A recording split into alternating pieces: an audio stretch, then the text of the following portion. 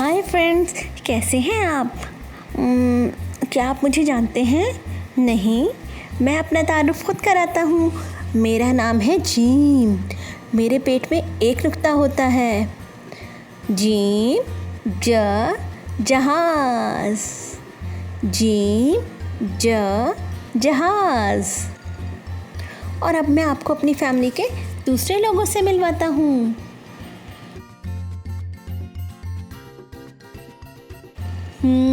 ये है चे। चे के पेट में 3 नुक्ते होते हैं। आप इसे आसानी से पहचान सकते हैं। चे च चिड़िया। चे च चिड़िया। और अब मिलते हैं हे से। हे की पहचान बहुत आसान है। ये हमेशा भूखा रहता है। इसके पेट में कोई नुक्ता नहीं होता। जी हे हा हुक्का।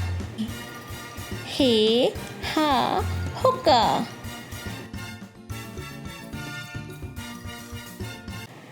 और ये है खे। खे की पहचान बहुत आसान है। इसके ऊपर एक नुक्ता होता है। हमारी फैमिली में सिर्फ एक ही फर्द के ऊपर एक नुक्ता होता है।